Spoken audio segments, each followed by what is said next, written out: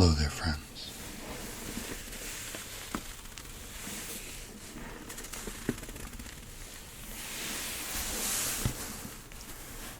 Welcome back.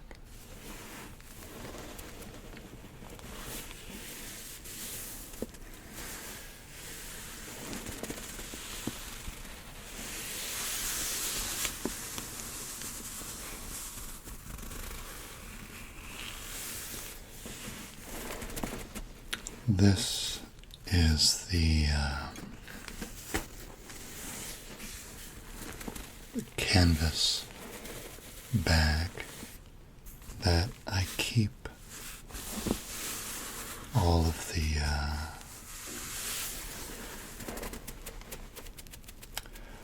of my mobile recording equipment in. The bits and pieces that I assemble in order to shoot video and audio outdoors. It's been brought back to active duty lately because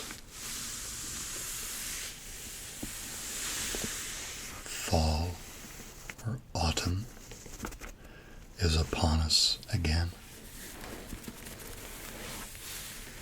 And I'm finally getting back to finishing the Iron Bridges video.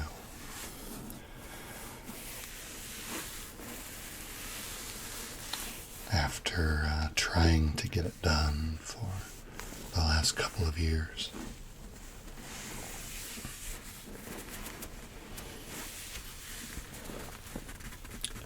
So today,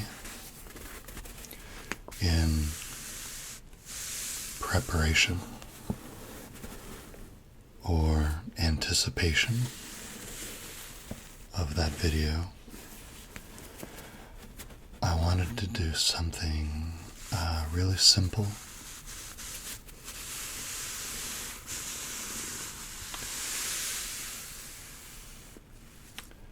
I thought we could go through the contents of this canvas bag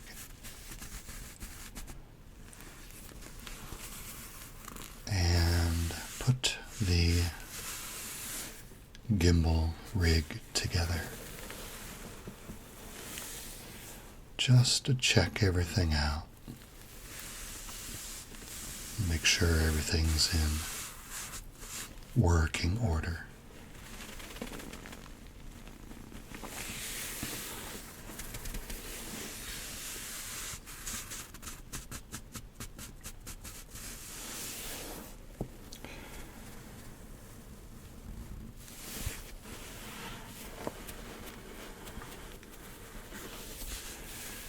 I think I could make a whole video about this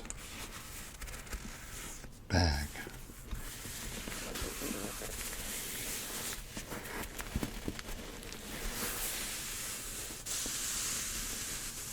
Because it does make some nice sounds.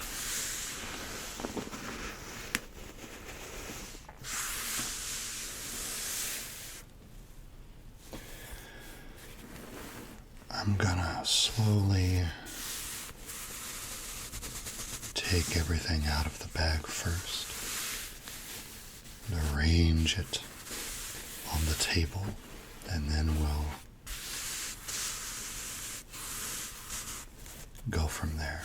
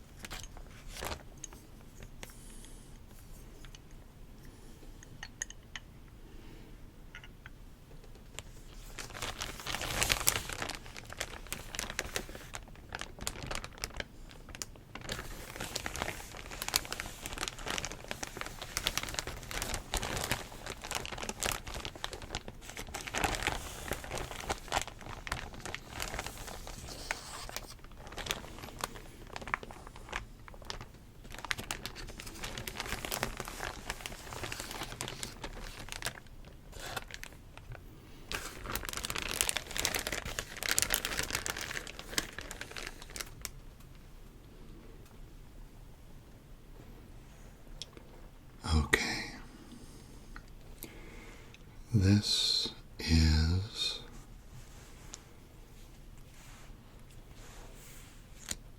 everything I keep in the mobile bag. So let me briefly touch on the items that we're not going to use to build the rig, so that we can set those aside.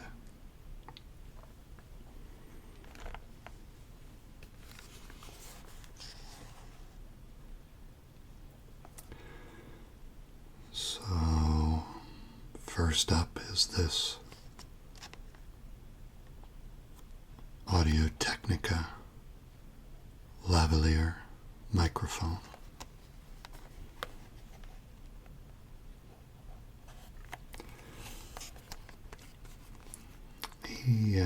He doesn't get used that often, but the mobile bag seems like the right home for him.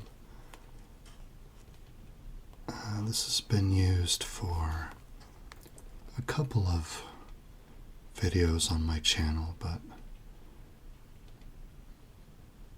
I think frankly my kids use this microphone a little bit more than I do. It's not a great microphone. It's got a fairly high self-noise level. But in those cases where you need a lav mic, it's okay in a pinch.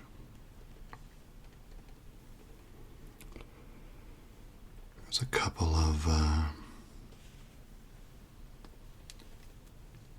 charging cables. This is the one for the gimbal. Nothing special about that.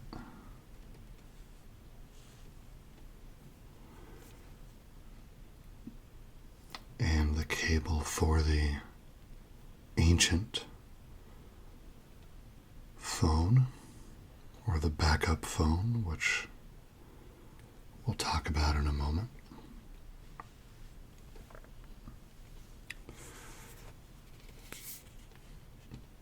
I keep the manual for the gimbal in this bag as well,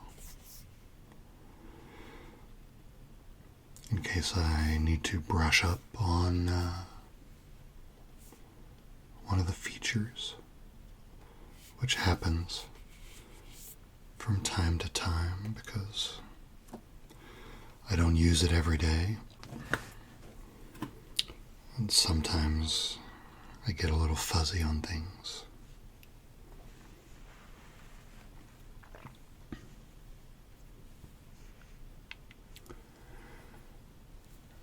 And lastly, there's this little cold shoe attachment. That's a fancy camera term. But this is a little piece that came with the flash bracket that we'll talk about in a minute, that I don't need for the mobile rig.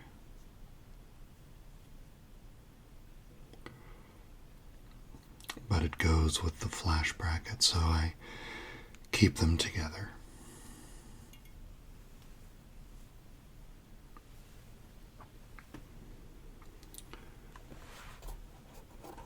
The rest of these items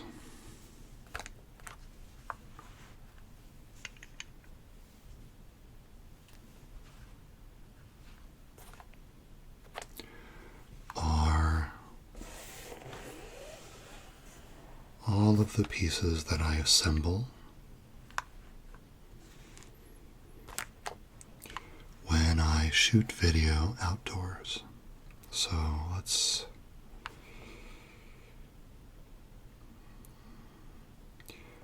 slowly put this together and talk about the pieces as we go.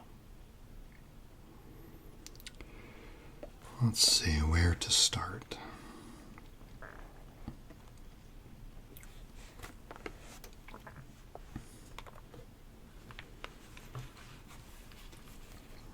Let's start with this little bag.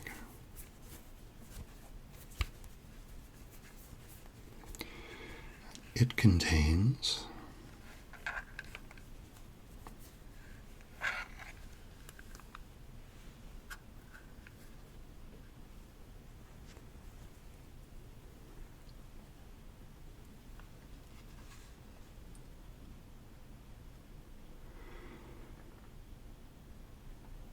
the Zoom H2.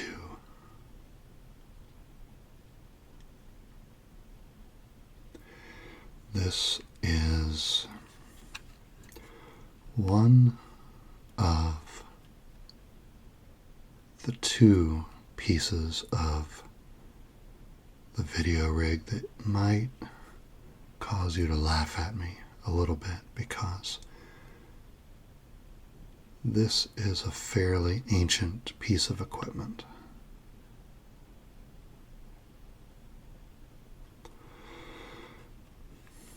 But maybe one thing to take away from this video is that you can get some acceptable results from older gear. I tend to milk equipment for as long as possible when it's still working for me, and this H2 goes back quite a long ways. This predates my ASMR content. This goes back to many years before that, when I bought it for band purposes. I would record our rehearsals. You always get a better sense of what you need to practice and what you still need to work on when you record your rehearsals and listen to them back.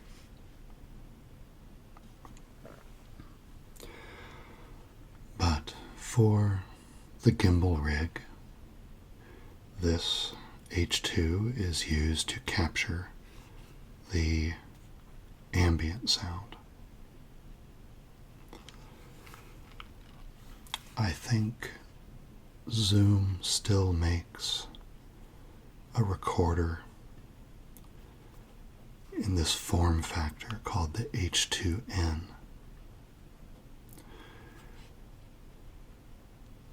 And if you don't know it, I will tell you that there are two sets of microphones. One pair in the front and one pair in the back. The pair in the front are angled 90 degrees away from each other. That means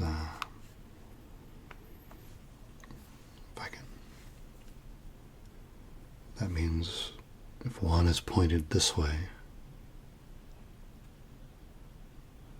the other is pointed 90 degrees away from it, the other way, like this. I don't know if that makes sense. And the stereo pair on the back are pointed 120 degrees away from each other. That means that the sound recorded from the back pair of microphones has a wider stereo image than sound recorded with the front. I have found that for background sound, for ambient sound, a wider stereo image tends to pop in headphones a little bit more than a narrower image, particularly if you have elements going from one side of the frame to the other. So I tend to use the back set of microphones when I'm using this with the video rig. So we'll keep that in mind, because that has to do with how we mount the H2 on the rig.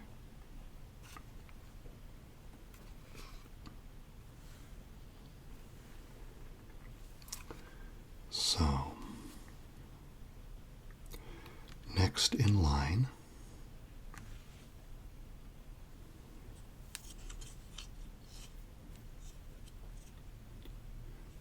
is this little fellow. This is a small shock mount. It's made by MOVO.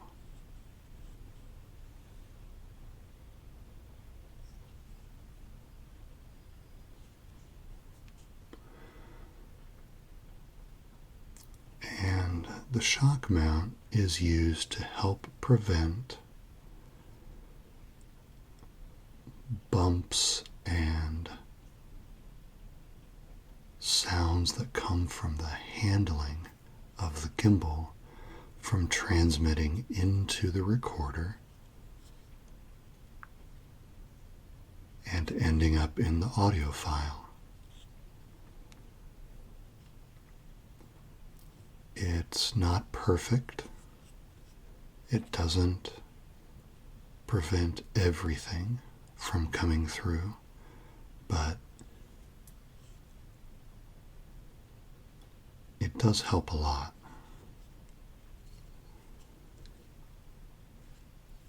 It's got a little platform here for the audio recorder. It's the perfect size for the H2.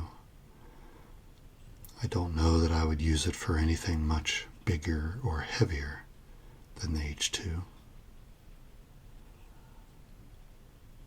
And it's got these 4 isolating legs.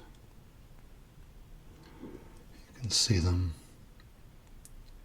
flex.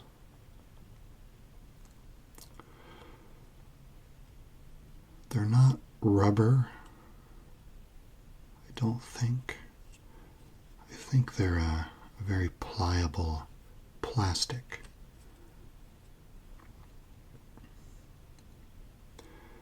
And then we have a 1/4 inch tapped hole on the bottom.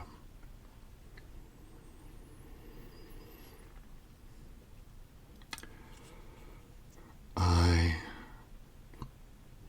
added this to the rig because I found that even shifting my hand position on the grip of the gimbal was enough of a disturbance to transmit or conduct a muffled kind of a thump in the audio. And so I was looking for a way to dampen that a bit.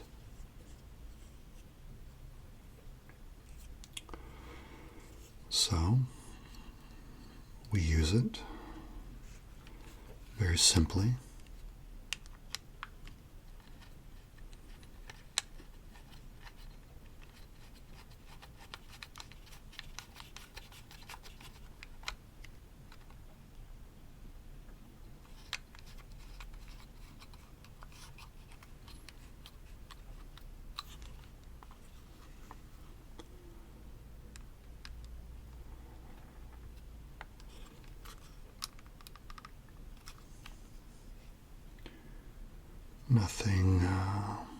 Nothing too hard about that.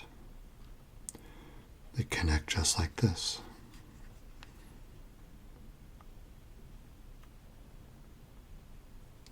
Pretty straightforward.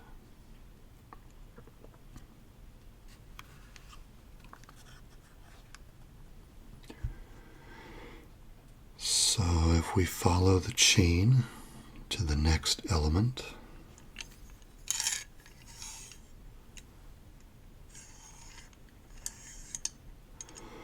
that brings us to this simple flash bracket.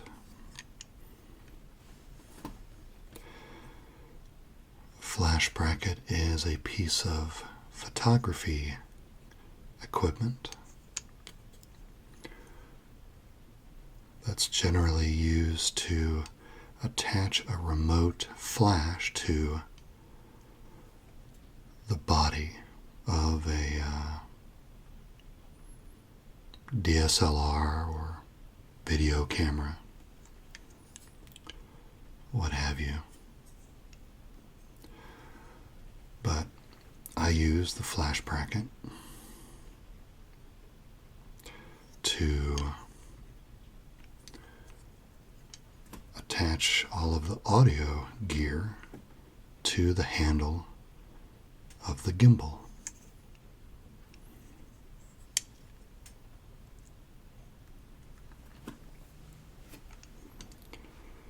Nothing fancy about that either. So it's used like this.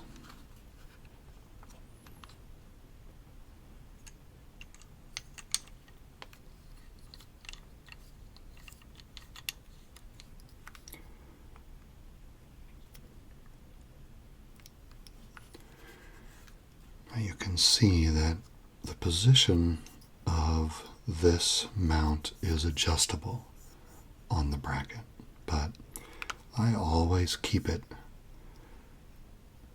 mounted as far away from the gimbal handle as I can, because with everything attached, as you see here, it has a little bit of height to it, and I need to make sure that this stays out of the way of the gimbal movement. So we keep the mount slid as far to the right as it will go.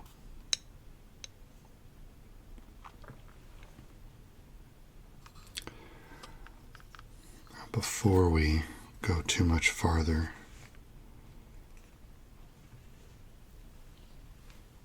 on the gimbal side, I suppose we ought to talk about our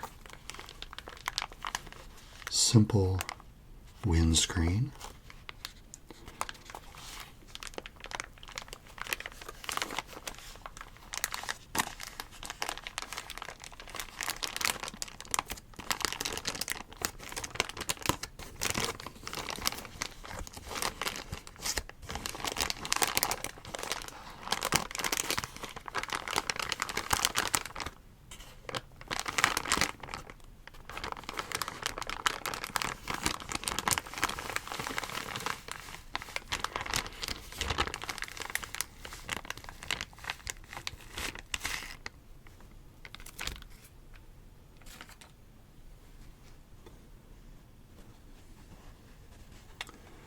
Nothing fancy here. A standard foam windscreen. This is the windscreen that came with the H2, but I don't think it's custom made for the H2. I think it is a standard windscreen sized for like a Shure SM58 vocal mic, but when you stretch it a little bit, it works for the H2. So let's go ahead and put that on before our rig gets any bigger.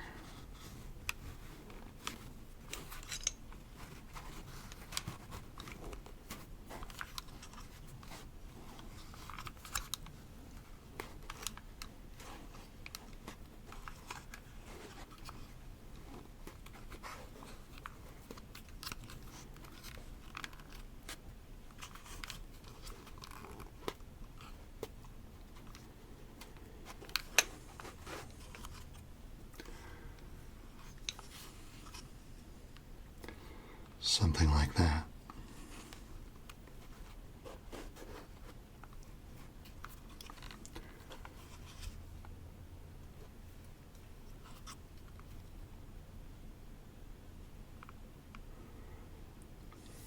Okay.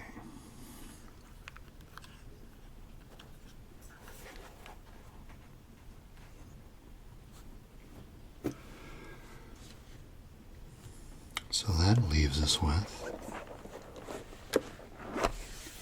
the gimbal and this phone.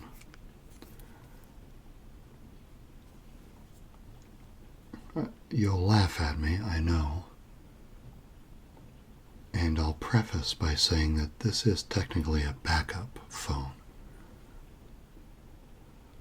But this is an old iPhone 4S. Another example of some ancient technology that still has a place in the mobile bag. This is not much good to me as a phone anymore, but it actually makes a great backup for the mobile bag.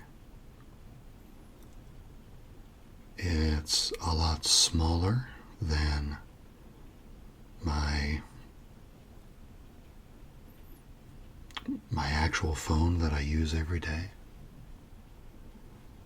So it's actually a better fit for the gimbal than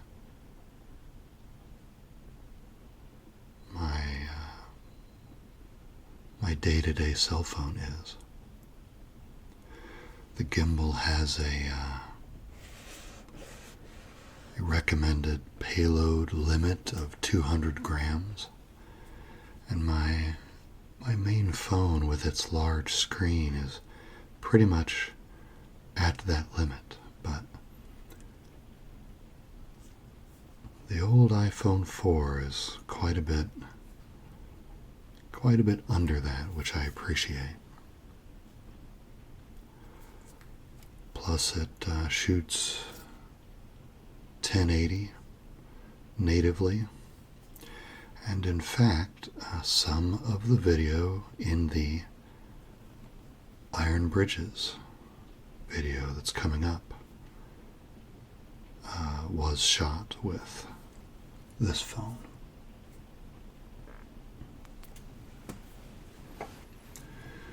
So older tech still has its uses sometimes.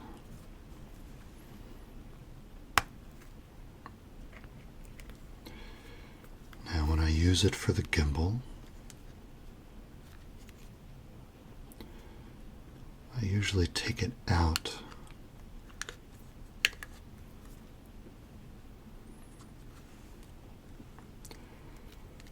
of its case. Of course, you'll laugh at the ridiculous condition of the screen protector as well, but that's okay.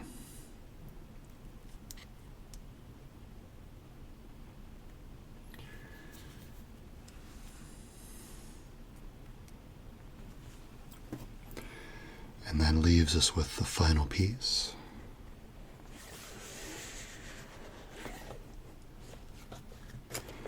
You've seen this gimbal before. I did an unboxing video of it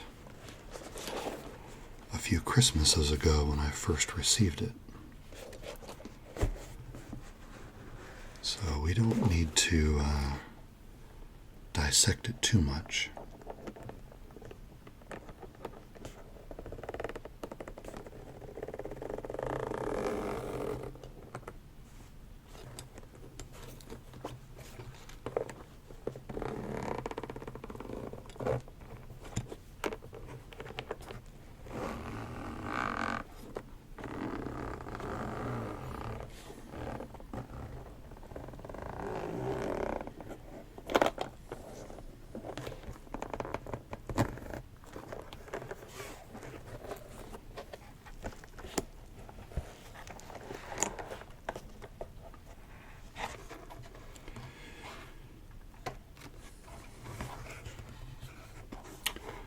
still works great. I use this for the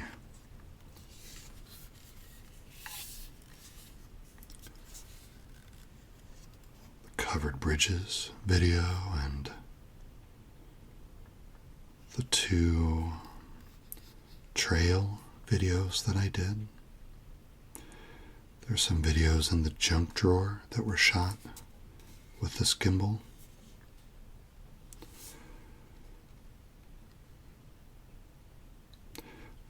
These kinds of things really come in handy to just smooth out your video when you're using handheld devices.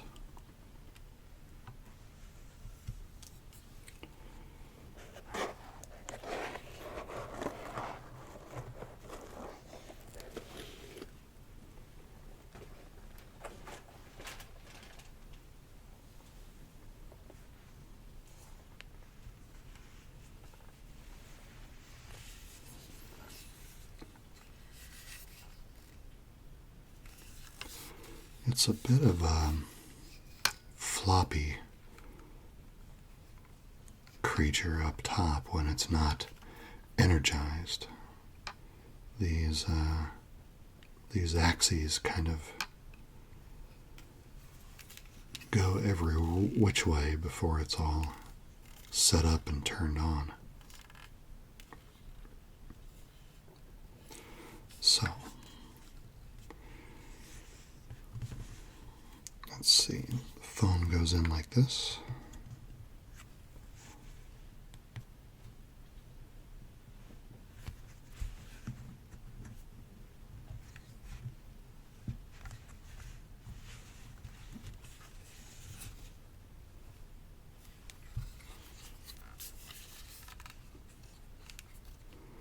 Just slides right into this little holder.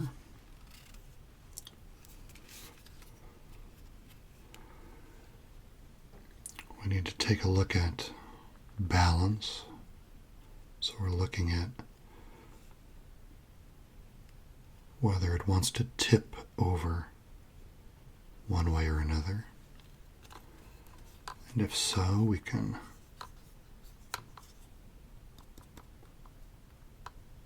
push the sides of this little holder just a little bit, slide the phone over. We want it to be balanced in all of the axes, and that helps the little torque motors do their job, keeping everything stabilized. So this looks fairly neutral this way, and it looks fairly balanced this way.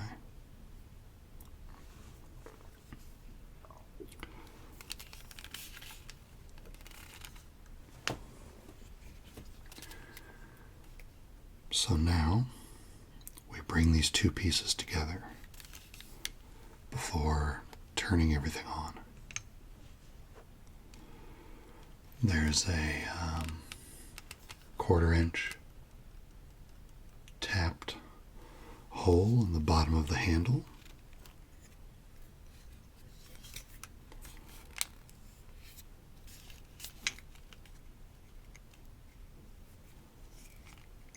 So we just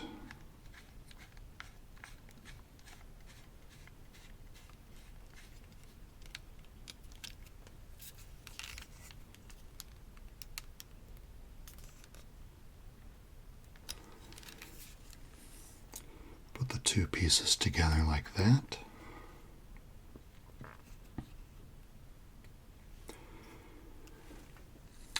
Now I'm going to go ahead and turn the gimbal on so that it will stabilize up top here and stop being so floppy. So if you pay attention, you should see it take control of the gimbal and snap it into position when I turn it on, I'll try to keep this in camera so you can see it come to life.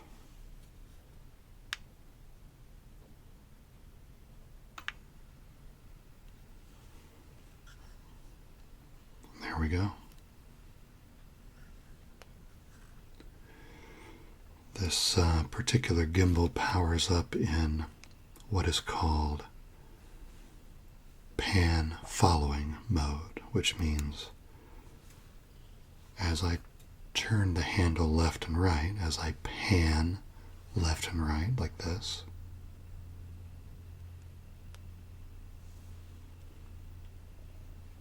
the gimbal tracks to the left and right, but it does not track if I tilt up and down. You use a little joystick for that. Like so.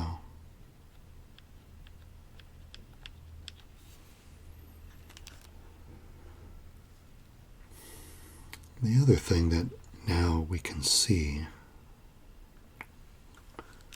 about the microphone choice that I mentioned before. This is the back of the H2. This is where the 120-degree mic pair is. So since I prefer to use the wider pair for mobile shooting, I have the H2 mounted with this pair of microphones pointed forward at the subject. And the nice part about that is that it orients the screen back at me, so I can pay attention to levels and things easily while I am using the rig.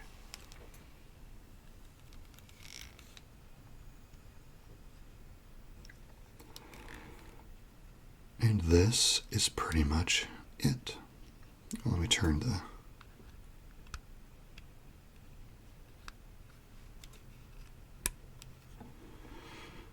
H2 on so that it's all powered up. And this is the rig. It's a bit of a Frankenstein, I know, but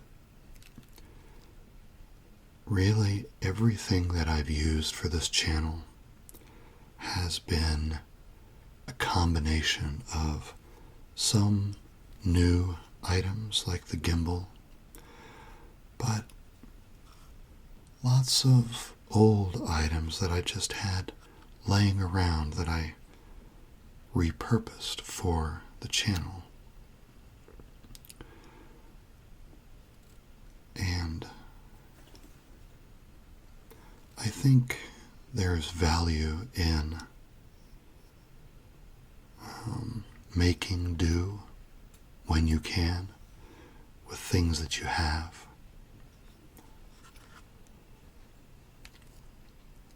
I appreciate having the latest and greatest toys as much as the next person, but many times that's just not practical.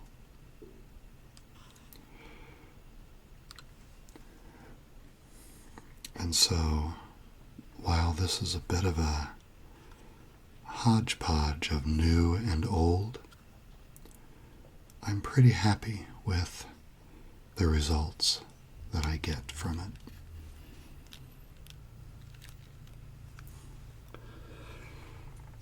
So you will see the results of this rig soon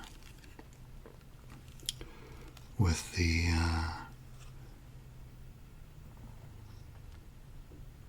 final completion of the Iron Bridges video, the long-awaited sequel to the Covered Bridges video from a few years ago.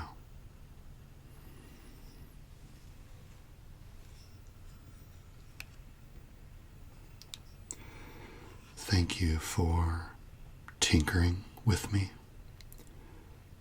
a little bit.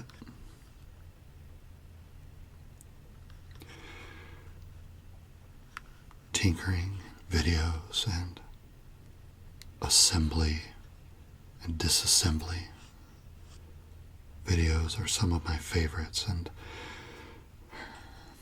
I've said this before, but I always intend to do more of that sort of thing here, but I never quite get around to it, so I'm glad to be able to share this simple assembly with you today.